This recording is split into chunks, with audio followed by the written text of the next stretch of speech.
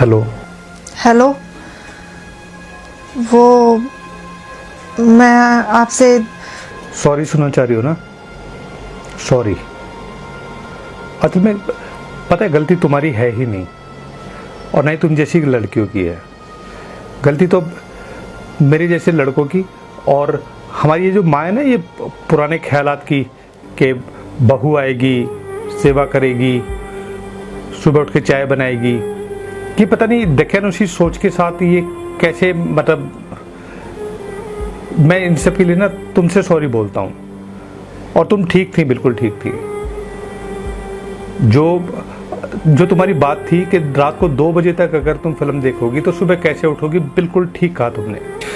माँ को लगता था कि बहू आएगी, उसकी सेवा करेगी,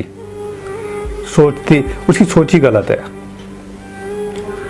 असल में उसकी सोच गलत पता है क्यों हो गई? क्योंकि बाबूजी के जाने के बाद उसने अकेले ने मुझे पाला पोसा, इतना बड़ा किया।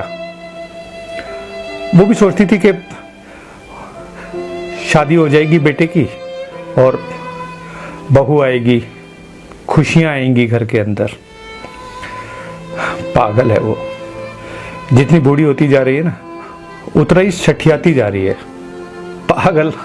जानती नहीं कि अरे आजकल की लड़कियां घर पे काम करने को नौकरानी होना समझते हैं।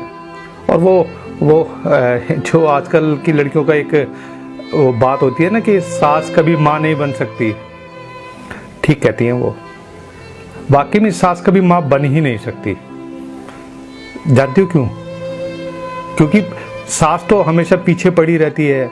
अब तुम्हारे पीछे पड़ी रही, बेटा टाइम से नहाया कर, बेटा टाइम से खाना बनाया कर, और ये रसोई में नहा धो के जाया कर। ये पता नहीं बूढ़े लोगों ने क्या ये संस्कारों का टोकरा अपने सर पर रखा हुआ है। उनको पता नहीं कि लाइफ कहां से कहां पहुंच गई है। मॉडर्न हो चुके हैं लोग, शायद नहीं जानती ना वो। उन्हीं पुराने रूढ़िवादी विचारों को ढोए जा रही है बस। और वो तुम तो एमबीए हो। सच में आजकल की कुछ लड़कियों को तो एमबीए करके लगता है कि उन्हें सब कुछ आता है। तुम्हें भी ऐसे लगता था। और सच बताऊं, मुझे किसी भी तरह की कोई परेशानी नहीं है। तुम 1 दिन रुको, तुम 2 दिन रुको, तुम हमेशा के लिए रुको।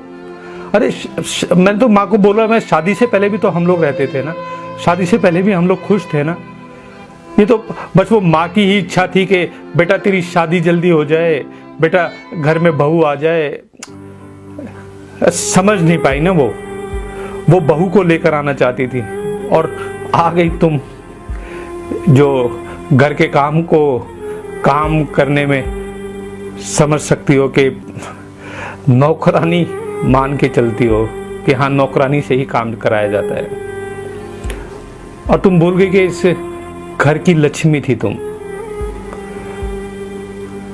माँ की कितनी इच्छाएं थी, सब भूल गई तुम।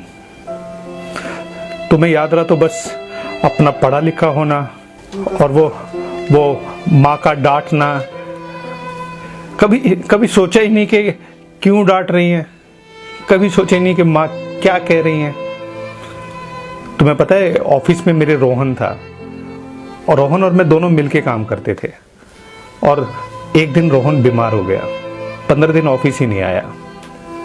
रोहन का काम मैंने किया, इसलिए नहीं कि ये रोहन का काम है, बल्कि इसलिए कि ये ऑफिस का काम है।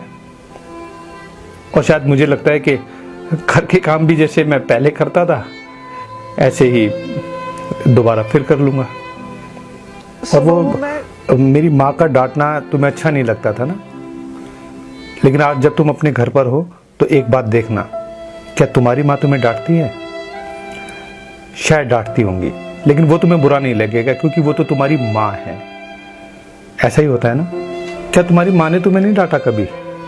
क्या तुम्हारी माँ ने तुम्हें किसी गलत काम के लिए नहीं टोका? क्या तुम्हारी माँ ने तुम्हें कभी थप्पड़ नहीं मारा? शायद मारा होगा। और वो सब तुमने क्यों बर्दाश्त किया जानती हो? क्योंकि वो तुम्हारी माँ है। और आज जब मेरी माँ तुम्हें किसी भी अच्छे काम के लिए बोलती है और तुम्हारे को ठीक करने की, तुम्हारे गलत को सही करने के लिए कोई सलाह देती है, तो वो तुम्हें बुरा लगता है। जानती हो क्यों? क्योंकि वो तुम्हारी सास है। और ये एक कंसेप्ट है ना आजकल की लड़कियों का कि सास कभी माँ नहीं बन सकती। बिल्कुल सही बात है। और अपने आप से पूछना रेनू, क्या तुम बेटी बनी? मेरी माँ तो शायद सास बन के रही, लेकिन अगर तुम्हें उन्हें माँ बनाना था तो क्या तुम उनकी बेटी बनी? शायद नहीं। तुम्हें तो उनकी छोटी छोटी बातें बुरी लग गई, तुम्हें तो उनका टोकना बुरा लग गया, और शायद यही कारण है कि तुम अपने घर पर चली गई हो। ध्यान रखना, मैं तुम्हें वापस नहीं बुलाऊंगा।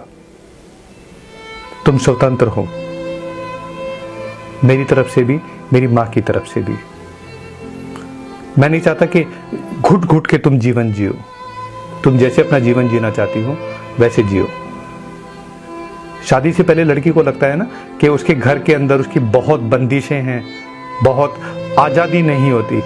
जो सो कॉल्ड आज़ादी के लिए जो आजकल की लड़कियां अपनी ससुराल को छोड़कर एक अलग से नया जीवन जीने की सोच रही है ना, उनकी संख्या बढ़ती जा रही है। जानती हो क्यों? एटीट्यूड, बर्दाश्त न कर पाने की क्षमता। और शायद यही बर्दाश्त न कर पाने की क्षमता है कि तुमने एक मिनट में ये नहीं सोचा कि सही क्या था, गलत क्या था।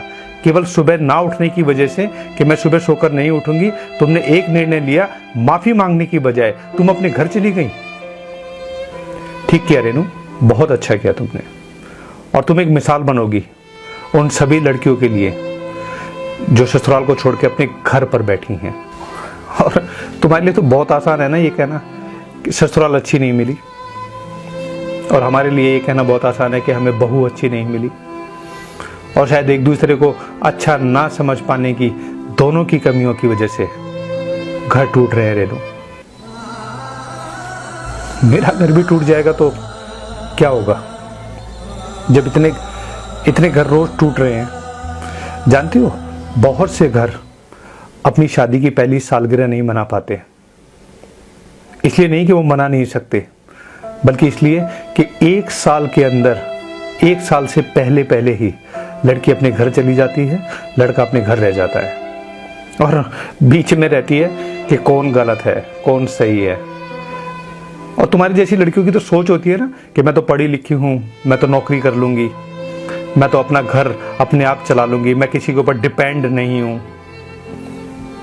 काश ये डिपेंड वाली बात तुमने इस घर में कही होती। काश तुम मेरे साथ कंधे से कंधा मिला के खड़ी होती, एक और एक 11 बनकर। इस घर को ही नहीं, बल्कि तुम्हारे घर को ही नहीं, दोनों घरों को हम बहुत ऊपर तक लेकर जाते।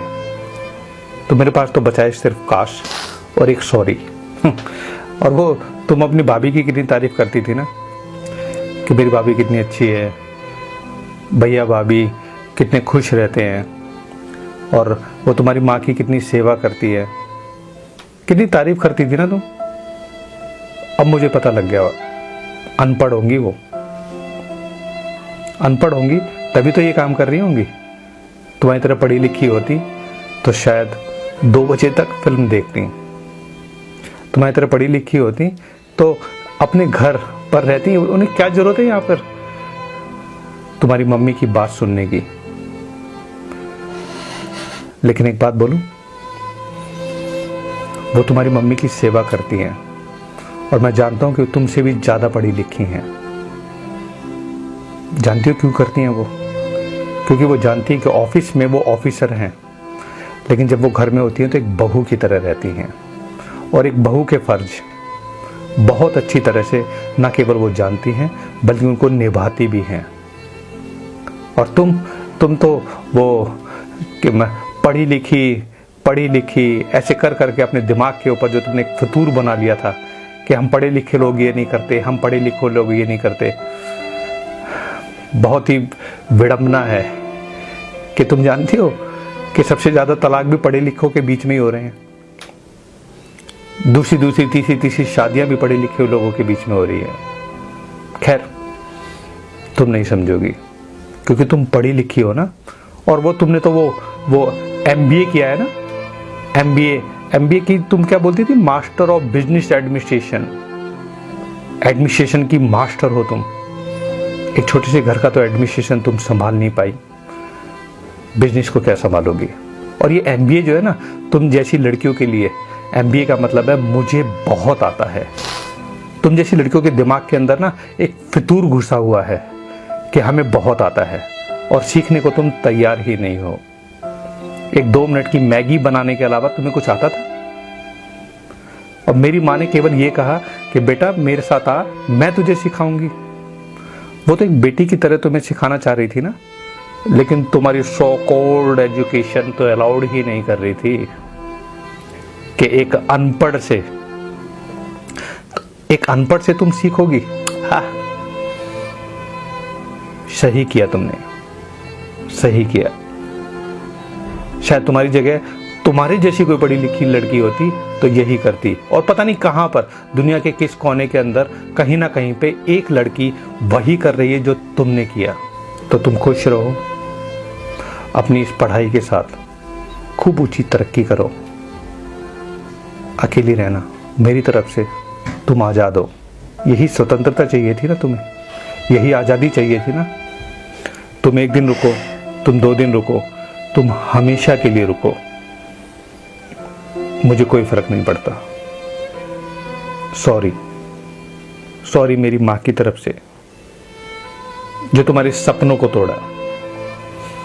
सॉरी मेरी तरफ से, गलती तो सॉरी। और तुम मेरी तरफ से आजाद हो। खुश रहना और अपना ध्यान रखना। All the best.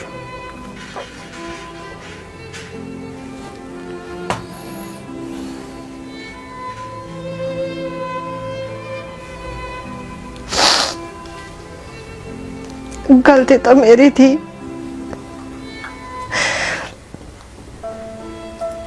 मैं तो बस आपसे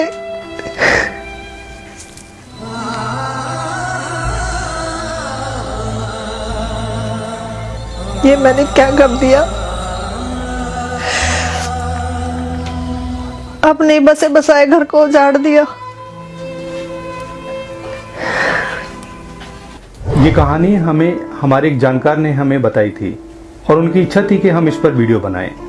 उनका उद्देश्य था कि कहीं ना कहीं छोटी छोटी बातों पर आज घर टूट रहे हैं, और उनका भी घर टूट गया। और यकीन मानिएगा कि उससे आगे की कहानी बताने की आवश्यकता नहीं है। उस व्यक्ति का नाम लेना भी यहाँ पर कोई ज़रूरत नहीं है, क्योंकि ऐसे घर आपको आसपास में कहीं ना कहीं पे जरूर मिल जाएंगे जो अपनी एक पहली एनिवर्सरी तक नहीं मना पाए, उससे पहले ही लड़के लड़की के अंदर कोई ना कोई डिस्प्यूट हुआ और लड़की अपने घर पर बैठी है, लड़का अपने घर पर बैठा है।